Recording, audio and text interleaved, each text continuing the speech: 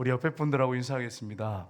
근데 보실 때 좀 어색하고 째려보는 그런 눈으로 보지 마시고 눈을 꼬리를 좀 내려가지고 웃으면서 이 사랑의 눈으로 보시면서 한 주간 동안 수고 많으셨습니다.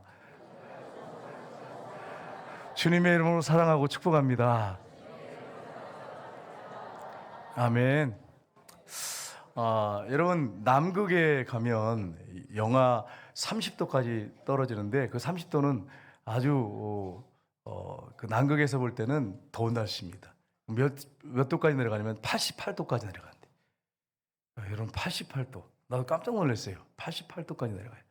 근데 펭귄들이 연약한데 여러분 보시면 아시잖아요. 근데 어떻게 살아남느냐? 서로 사랑하면서 이렇게 온기로 이렇게 서로 몸을 데펴줘가지고 살아남습니다. 그래서 아주 막 88도까지 가면 달팽이처럼 이렇게 돌면서 안에 있는 사람 밖으로 나가면 사람이 아니죠. 그 펭귄이 나가면서 밖에 있는 것은 조금씩 안으로 돌면서 몸을 붙여서 따뜻한 온기로 그 혹독한 겨울을 이겨냅니다. 여러분 우리가 이 땅에 살아가는 동안에 사랑이 없다면 이 세상에 우리가 살아갈 때 이길 수 있는 힘과 능력이 우리에게 없습니다. 사랑할 때 이길 수 있습니다. 여러분 그 펭귄들 중에 황제 펭귄이라고 있습니다. 황제 펭귄. 이 황제 펭귄이요. 그 암컷이 알을 낳는데 수컷이 70일 동안 알을 품습니다. 사진을 한번 볼까요? 이렇게 보면 저기 암컷이 아니고 수컷이 이렇게 품습니다. 암컷을 받아가지고 알을 받아서 이렇게 품어요. 그 다음 사진 한번 볼까요? 네, 이렇게 품고 있습니다. 그 다음에 보겠습니다. 이렇게 암컷들이 지금 알을 품고 있는 거예요. 여러분 귀엽지 않습니까? 네, 전부 알을 품고 있는 거예요. 근데 보통 70일 정도, 3달 정도를 품습니다. 어디 움직이도 않고 꼼짝없이 서서. 이 부성이 대단하죠. 70일을 서가지고 꼼짝없이 서가지고 알을 품습니다. 그리고 그 다음 보겠습니다. 새끼가 알을 깨고 나오죠. 그 다음 보겠습니다. 이렇게 나오는데 70일 동안 꼼짝없이 이렇게 있다가 알을 깨고 나오면 속에 있는 것들을 막 이렇게 개어내어가지고 새끼를 먹여서 살립니다. 따뜻한 그 온기 때문에 알을 깨고 펭귄이 나옵니다. 사랑으로 품었기 때문에 이게 알을 깨고 나오는데 오늘날도 마찬가지입니다. 이 혹독한 정말 추위 같은 힘들고 어려운 세상 속에서 우리가 이 세상을 이기는 방법은 사랑입니다. 우리가 사랑할 때 생명이 잉태하고 사랑할 때 회복이 일어나고 사랑할 때 옆에 죽어가는 사람들이 살아나는 그런 놀라운 역사들이 있습니다. 저 여러분이 사랑하며 사시기를 주님의 이름으로 축복합니다. 그래서 여러분 사도 바울이 우리 고린도전서 이제 13장 1절부터 쭉 보시면 사랑에 대해서 말하고 있습니다. 성령의 감동으로 사랑에 대해서 말하는데 뭐라고 말합니까? 내가 사람의 마음과 천사의 말을 할지라도 사랑이 없으면 소리나는 고리와 울리는 괭가리가 되고 내가 예언하는 능이 있고 모든 비밀과 모든 지식을 알고 또 산을 옮길 만한 모든 믿음이 있을지라도 사랑이 없으면 내가 아무것도 아니에요. 내가 내게 있는 것을 구제하고 또 내 몸을 불사르게 되어줄지라도 사랑이 없으면 자신에게 아무 유익이 없느니라. 아무 유익이 없다고. 그렇게 말하고 있습니다. 사랑이 얼마나 중요합니까? 그러면서 바로 이어서 사랑은 오래 참고 이렇게 시작합니다. 이 사랑의 특징이죠. 특징 이렇게 말할 수 있습니다. 사랑은 오래 참습니다.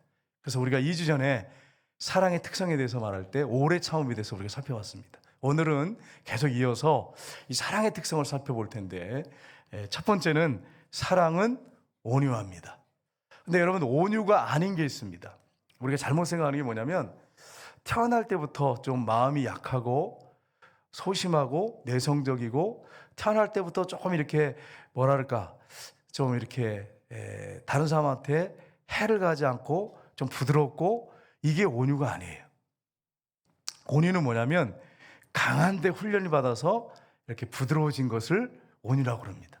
쉽게 말하면 야생마가 얼마나 날뛰입니까? 근데 그 야생마가 조련사에서 훈련받은 다음에 나중에 명마가 되죠.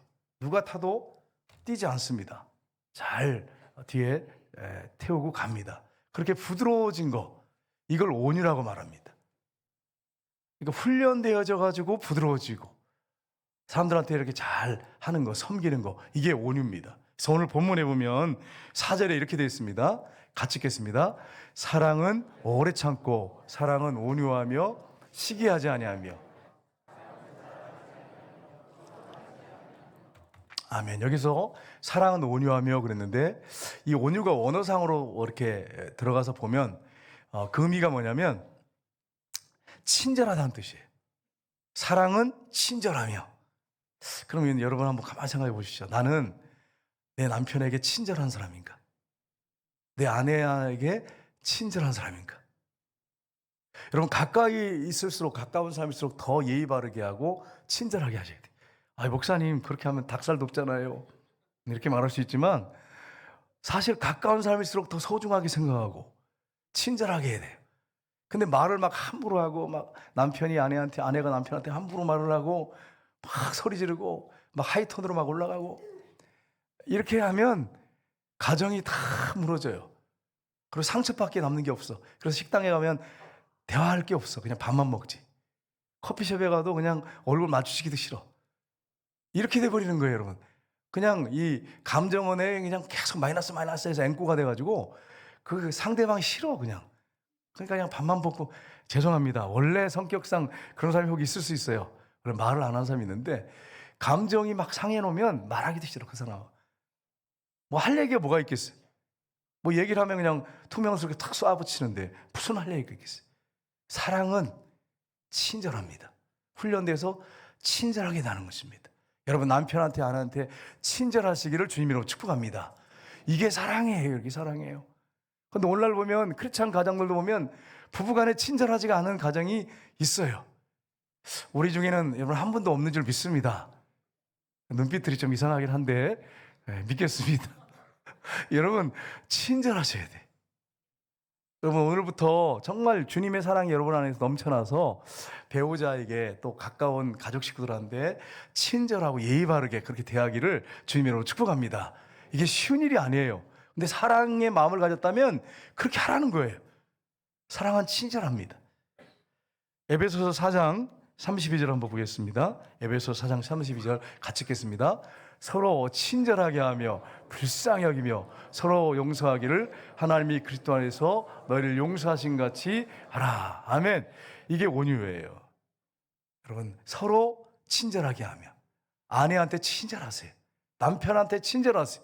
불쌍히 여기고 서로 용서하기를 하나님이 그리스도 안에서 너희를 용서하신 것처럼. 우리 하나님이 예수님의 그 십자가의 피를 통하여 우리를 보십니다.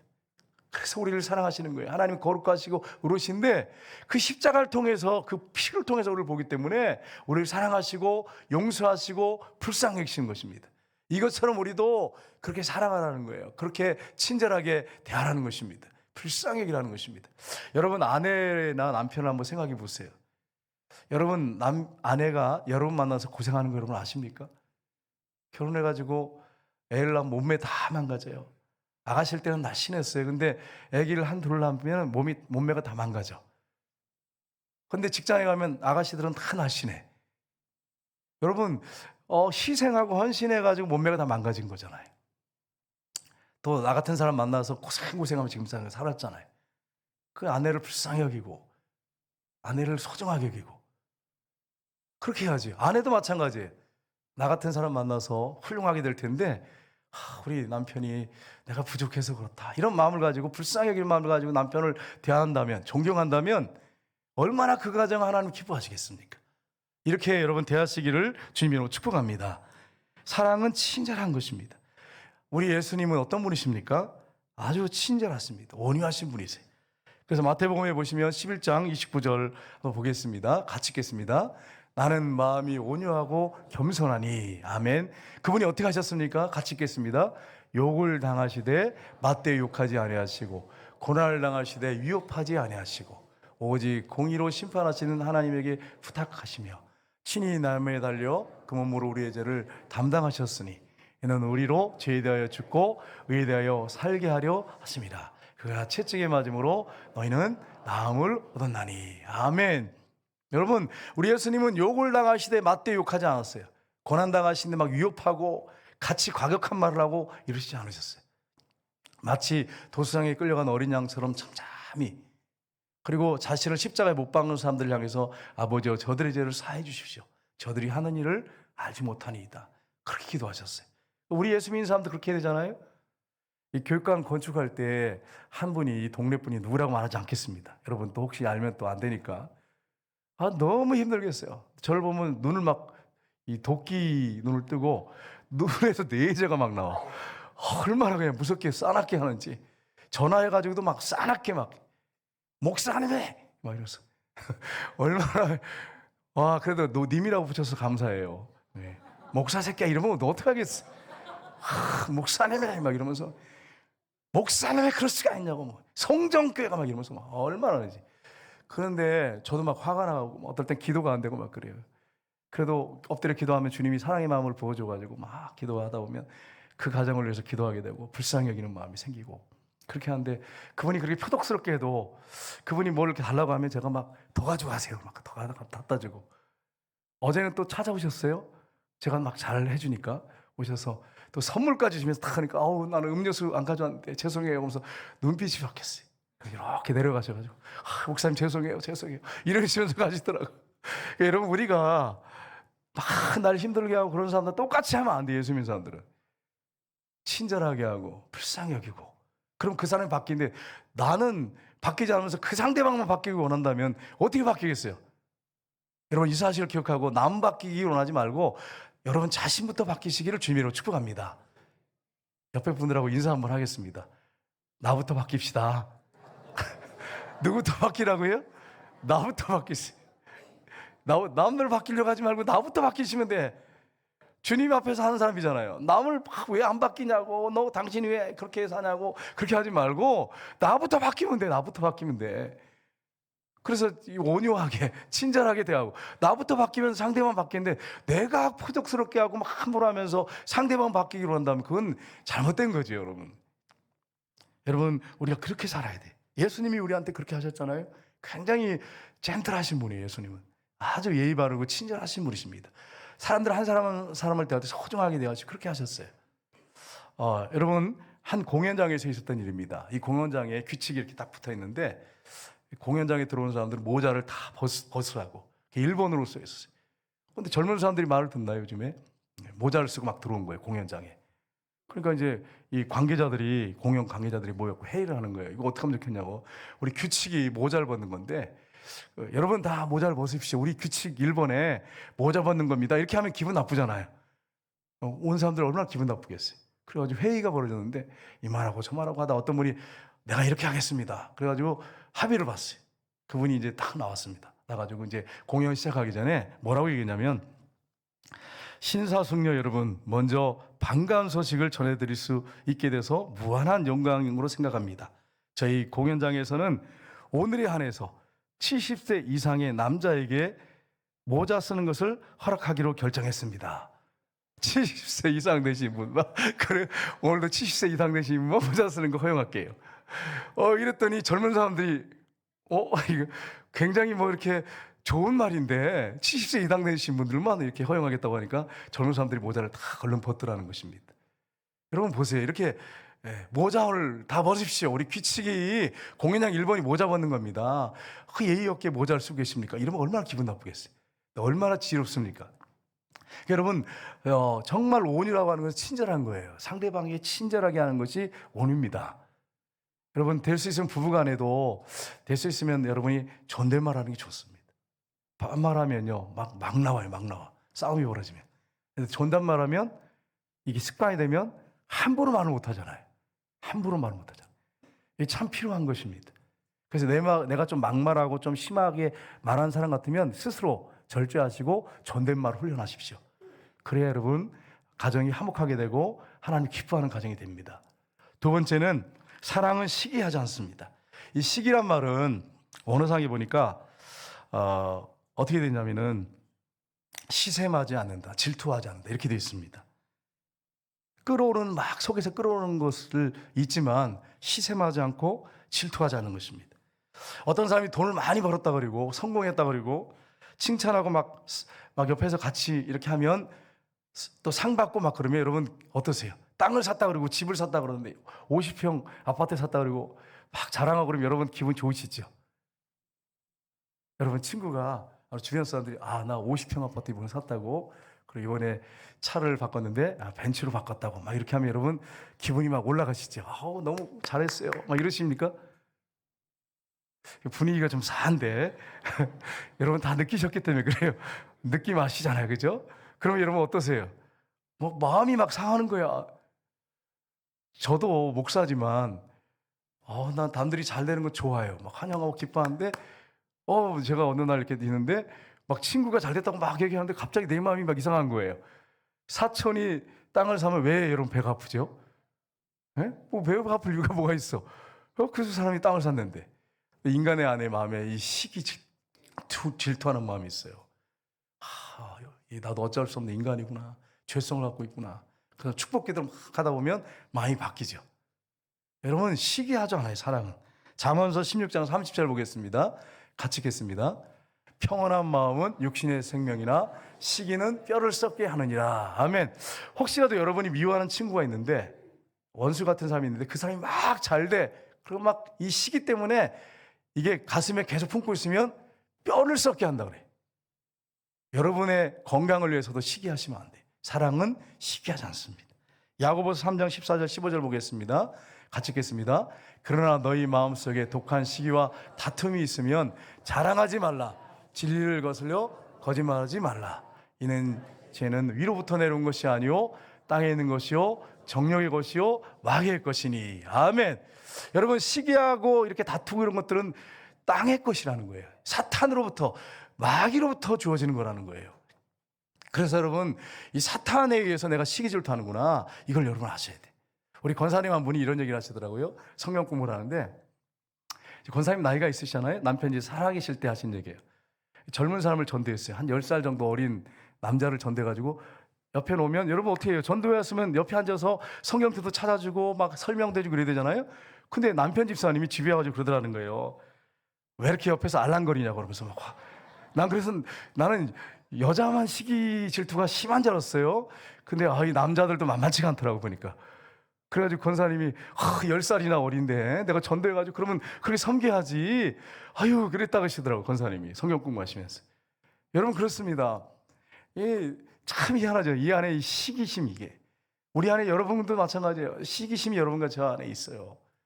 남들 얘기하는 게 아니에요. 여러분과 저 자신을 지금 말씀하고 있는 것입니다. 성경에 보면 가인과 아벨이 하나님 앞에 제사를 드리는데, 여러분 하나님이 큰아들 가인의 제사를 받지 않으셨어요.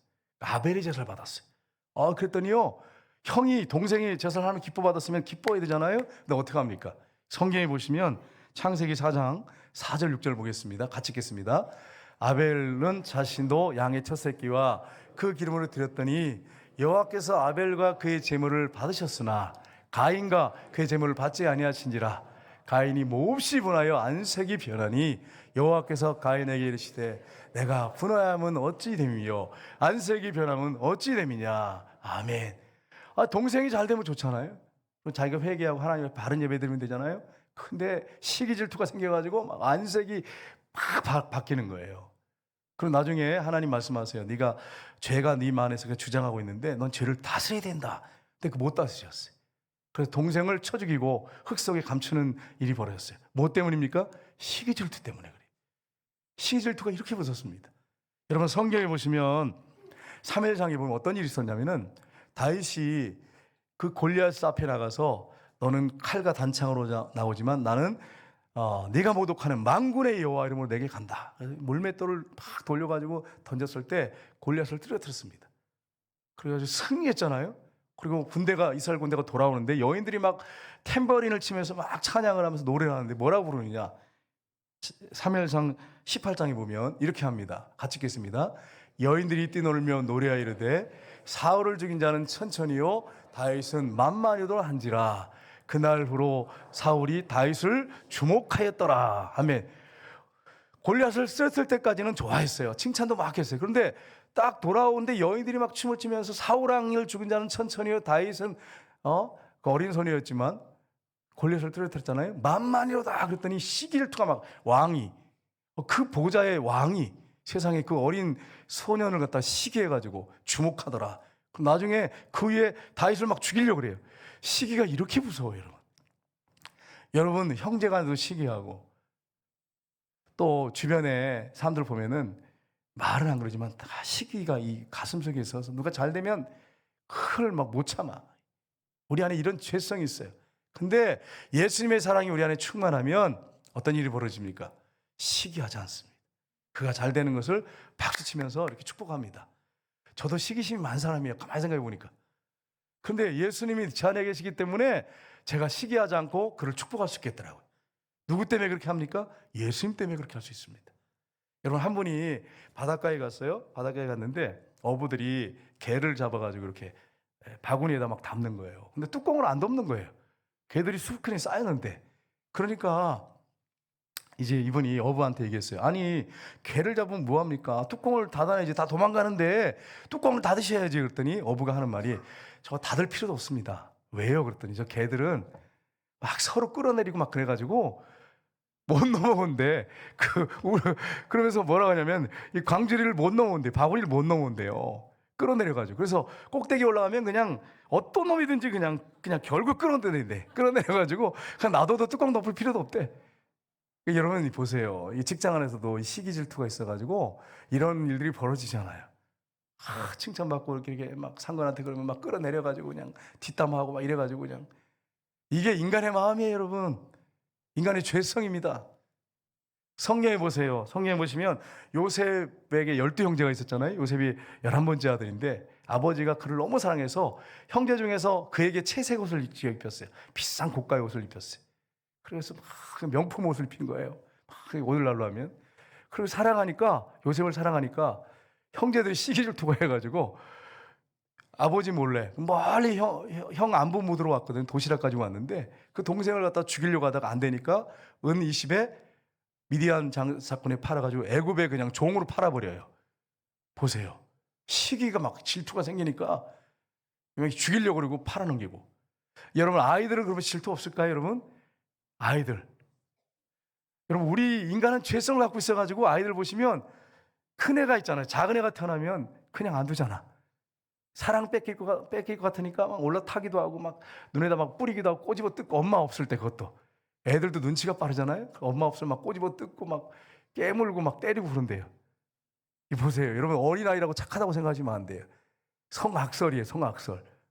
이 죄성이 있어가지고 가르쳐 주지도 않아요. 근데 그런 아이 여러분 봤습니까? 동생이 탁 태어났는데 막 사랑스러워가지고 막 눈빛으로 바라보면서 막 뽀뽀해주고 쓰다듬고, 그런 이제 훈련이 되면 그렇게 되지만 안 그래요, 여러분. 막 꼬집어 뜯고 막 올라타고 막 그래요. 엄마 없을 때. 이 시기가 우리 안에 이런 게 있어요. 사랑은 시기하지 않습니다. 그래서 우리가 이 사실을 기억하고 사랑하면 시기하지 않는 거구나. 그걸 축복해주고, 그를 위해서 뒤에서 뒷담화하지 않고 좋은 얘기해주고, 이게 사랑입니다. 허물을 덮어줍니다. 사랑은 허다한 죄를 덮느니라.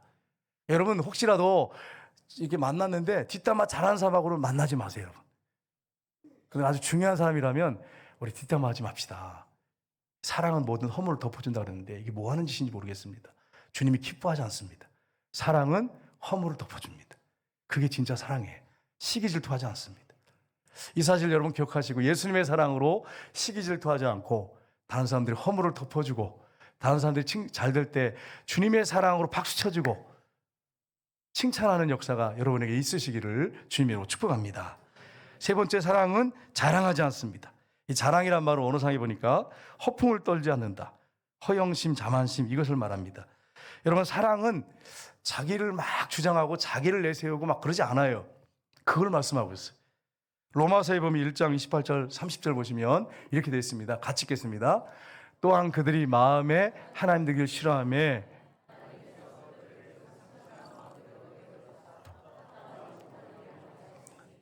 비방하는 자요, 하나님께서 미워하시는 자요, 능욕하는 자요, 교만한 자요, 자랑하는 자요, 악을 도모하는 자요, 부모를 거역하는 자요. 아멘.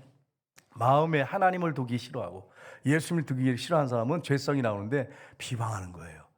3, 4, 5 모이면 좋은 얘기 안 하고 칭찬 안 해주고 비방해요. 이게 죄성이에요. 사탄이 역사해요, 그곳에. 능욕하고 교만하고 자랑하고 악을 도모하고 부모를 거역하고, 이게 죄성 때문에 이렇게 되는 거예요. 사탄의 역사입니다. 그러니까 여러분, 사랑하면 자랑하지 않습니다. 여러분, 자녀들 앞에서 여러분이 막 자랑할 이유가 뭐가 있겠어요? 사랑하는 자녀 앞에서. 고린도후서 3장 12절을 1, 2절을 보시면 이렇게 되어 있습니다. 같이 읽겠습니다. 우리가 다시 자천하기를 시작하겠느냐? 우리가 어찌 어떤 사람처럼 추천서를 너에게 붙이거나 혹은 너에게 받거나 할 필요가 있느냐? 너희는 우리의 편지라 우리의 마음에 썼고 무사람이 알고 읽는 바라. 아멘. 여러분, 이 말씀에 보시면 우리는 뭐라고요? 편지예요. 그리스도의 편지야. 근데 우리가 막 자랑하고, 편지 예수님 자랑해야 될 사람이 막 자기 자랑하고 막 그러면서 막 옷 자랑하고 아파트 산 거 자랑하고 집 자랑하고 막 그렇게 막 차 자랑하고, 그렇게 하면 안 돼. 그렇지 않더라. 우리는 그리스도의 편지예요. 여러분, 예를 들면 여러분이 혹시 이제 남자들 중에 운동 좋아하시는 분 계시잖아요. 골을 잘 내는 분이 있어요. 그럼 막 이번에 몇 골 넣었다 그래서 막 자랑하고 친구들한테 막 그러는데, 가족한테 와가지고 막 자랑하는데 손흥민 앞에 서봐야 돼. 그러면 자랑 못해. 자랑. 그 앞에서 무슨 골 자랑하면서 내가 뭐 잘한다고, 이게 말이 되겠어요, 여러분? 여성들도 옷 자랑하는 사람이 있어요. 이게 뭐 50만 원이 뭐 120만 원 주고 남편이 사줬다 그러면서 막 자랑하면서. 그러는데 그거 여러분 시기하지. 그 듣고서 좋겠다고 막 이렇게 하잖아요. 진심으로 축복하지 않습니다. 여러분, 이렇게 옷 자랑하는 사람도 있거든요. 비싼 옷 남편이 사주고, 그냥 결혼기념일 때 물론 남편이 잘해줘야죠. 하는데 비싼 옷을 샀다고 막 동네방네 다니면서 자랑하고 친구들한테 자랑하고, 그런 사람들은 여러분, 마르니 몬로가 옷을 입었는데 그게 51억 7천만 원짜리래. 51억 7천만 원. 그 앞에 딱 써보면, 51억 7천만 원 앞에 딱 써보면 100만 원짜리 무슨 옷을 자랑하겠어요, 여러분? 자랑할 게 없어요. 자랑할 게 없지요. 부끄러운 거죠, 여러분. 여러분, 마틴 노이드 목사님이 설교 대가시잖아요. 설교를 너무너무 잘하셨어요. 근데 그분이 설교를 잘하고 그날 저녁에 오면서 교만하면 딱 들어오는 거예요. 내가 오늘 설교 그냥 홈런 쳤다 그러면서 막 이렇게 신나를 하다가 교만이 들어온 거잖아요. 정신 차려야지. 그래서 그러면 이분이 어떻게 하느냐? 아주 최고로 유명했던 스펄천 목사님 설교집, 유명한 목사님들 설교집을 읽는데, 그러면 기가 확 죽는데, 이분 대가 앞에서 보니까 나 아무것도 아니구나. 겸손해진대, 자기가. 자랑할 이유가 없어요. 자기 자랑할 게 어디 있어요, 여러분? 이 시대를 자기 피할 시대라 그래서 막 사람들은 자기를 자랑합니다. 선전합니다. 근데 나중에 그 실체가 드러나면 얼마나 수치스럽고 부끄러워요. 요즘 뉴스 보시면 아시잖아요. 그렇게 막 대단했던 사람이 음주운전해가지고 막 사고 쳐가지고 막 전 국민이 알고 부끄럽잖아요. 그래서 자랑하면 자랑할 게 없어요. 우리의 진정한 자랑은 예수님밖에 없는 줄 믿습니다. 그래서 여러분, 사도 바울이 자신의 자랑에 대해서 얘기합니다. 갈라디아서 6장 14절 말씀 보겠습니다. 그러나 내게는 우리 주 예수 그리스도의 십자가 외에 결코 자랑할 것이 없으니 그리스도로 말미암아 세상이 나를 대하여 십자가에 못 박히고 내가 또한 세상에 대하여 그러하니라. 아멘. 하나님의 아들, 하나님이십니다. 예수님은 성자십니다. 그분이 우리의 죄를 다 짊어지기 위해서, 내 죄를 다 짊어지고 죽기 위해서 내려오셨어요. 인간이 되셨어요. 그리고 십자가에 못 박혀 풀려 죽으시고 3일 만에 부활하셨어요. 우리의 구세주가 되셨어요. 우리의 주인이 되시고 왕이 되셨어요. 여러분, 그렇다면 여러분, 우리가 무엇을 자랑하겠습니까? 뭘 여러분 사람들한테 막 그냥 입에 침이 나도록 얘기하겠습니까?